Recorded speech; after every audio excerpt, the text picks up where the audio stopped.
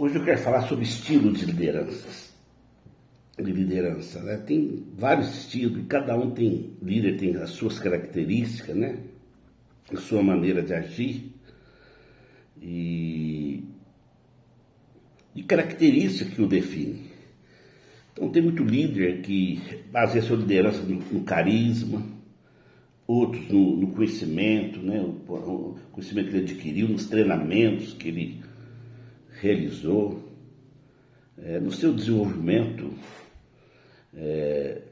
de liderança, né? Outros no ambiente, né?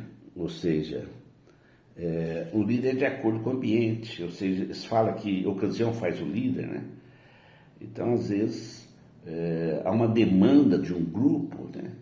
Um líder precisa ser levantado, ele é levantado nessa característica das necessidades daquele grupo, né? Outras vezes é a inteligência emocional dele, né? Suas emoções define muito, né? Outras vezes é o tamanho do desafio. Então, às vezes, se o desafio é muito grande, precisa de muita coragem, ousadia. Então, o líder ele é colocado no fogo. O fogo o capacita, né? E ele tem que melhorar a sua estrutura, senão é substituído. Mas boa parte, às vezes, baseia muito, né, nos seus sonhos pessoais.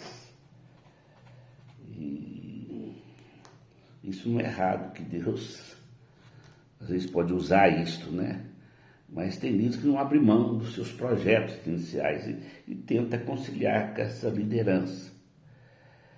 Mas eu quero falar de um estilo, né, de uma característica que vai estar presente em todos os grandes líderes que realizaram grandes projetos, que impactaram a sua geração.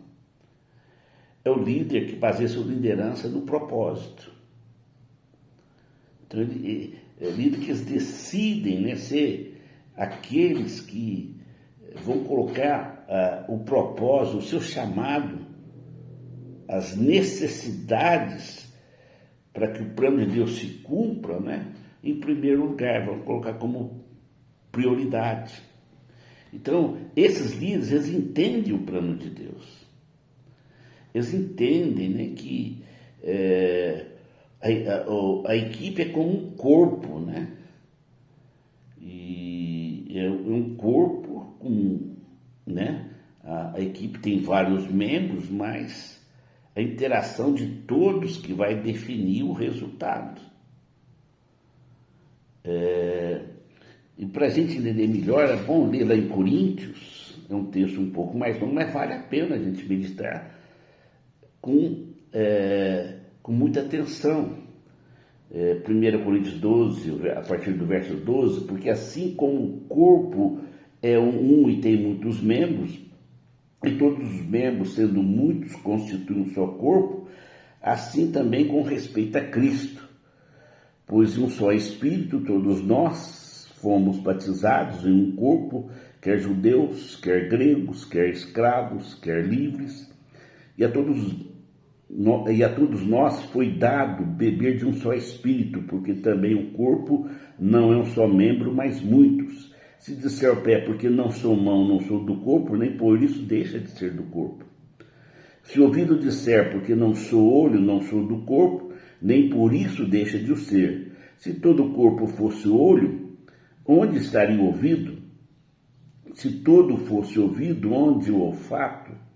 Mas Deus dispôs os membros, colocando cada um deles no corpo, como lhe aprouve.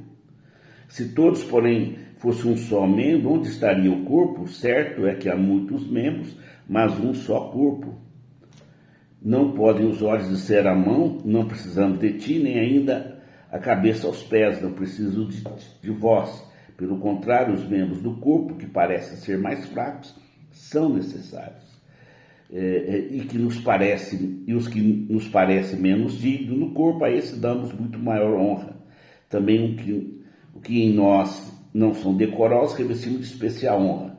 Mas os nossos membros nobres não têm necessidade disso. Contudo, Deus coordenou o corpo, concedendo muito mais honra àquilo que menos tinha, para que não haja divisão no corpo, pelo contrário, cooperem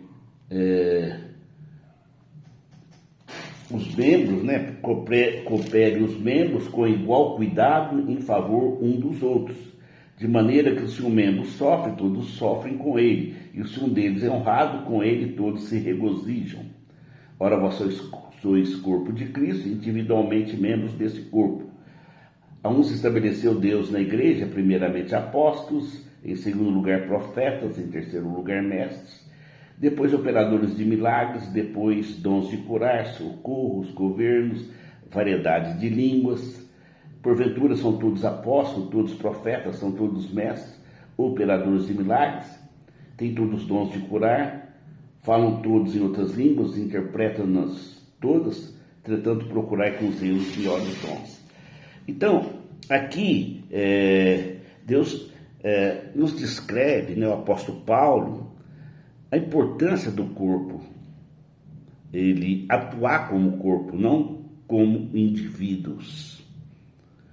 E aqui ele descreve várias funções e ele coloca às vezes as funções com mais honra, né? Então ali que edifica a igreja, apóstolos, pastores, mestres, evangelistas, né? Profetas. E essa tem a tendência de ter mais honra, né, amados?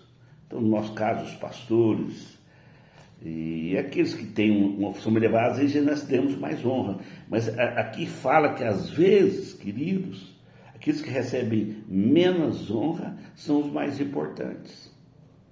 É o todo que funciona. Então, uma igreja, queridos, que onde todo mundo quer pregar, onde todo mundo quer fazer isso, as outras partes ficam deficientes. E a igreja, ela não cresce, ela fica deficiente. Então, o líder com propósito, ele enxerga isso, ele consegue enxergar.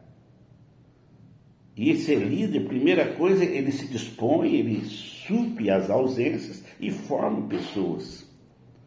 Nessas ausências, ele vai crescendo. E Deus vai honrar. Então, na Bíblia, você pode notar ali que tem pessoas que são mais amadas por Deus. Tem pessoas que a Bíblia parece que dá mais honra. Elas são mais importantes. E às vezes é difícil entender. Então, você vê Abraão, Deus chama amigo, né? Promessas gloriosas. Ali fala Romanos 9:13, no capítulo 9, e fala que Deus amou Jacó e aborreceu Esaú. E tem muitas teorias sobre isto, né, querido? Você pega Moisés, a relação com Deus de Moisés, mesmo errando, aí você vê a questão com Arão e Miriam, não entende isso, esse relacionamento com Deus. Então, a importância de Moisés dentro do plano de Deus, do projeto de Deus, né? Você pega Davi, e lá no livro de Atos, Deus testifica: eu achei Davi, filho de Jessé, homem segundo o meu coração, que fará toda a minha vontade. E outro texto fala que Davi serviu a sua geração, como Deus amou Jó, né? Como Deus amou vários outros líderes, né, amados. Abel, em vez de Caim. João era chamado discípulo amado. Pedro, não dá para negar que Jesus tinha um carinho muito especial com Pedro. O apóstolo Paulo é chamado de vaso escolhido. Então, aí você pode ver outros exemplos. Você vê João Batista, o maior dos profetas, o maior dos filhos dos homens. Aí você vai notando o que diferencia esses homens. Eles eram líderes de propósito. Esses eram os líderes que o seu diferencial, que eles entenderam a vontade de Deus e o serviam. E colocavam o propósito acima das suas aspirações pessoais, dos seus projetos especiais. Então, no livro de Ezequiel, Deus fala que procurei entre eles um homem que se erguesse, se colocasse na brecha, mas não encontrei nenhum.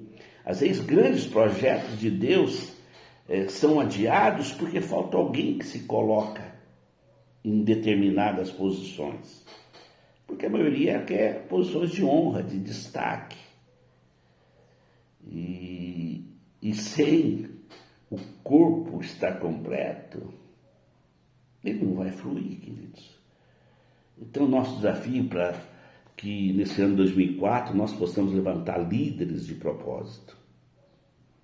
Líderes que colocam o propósito acima dos seus projetos pessoais, das suas emoções, dos seus talentos pessoais, né, amados? Da sua capacidade especial, mas que realmente estejam dispostos a fazer a vontade de Deus. Aí eu tenho certeza, vai ser um ano muito especial, Deus vai trazer o seu avivamento, e uma igreja poderosa será levantada.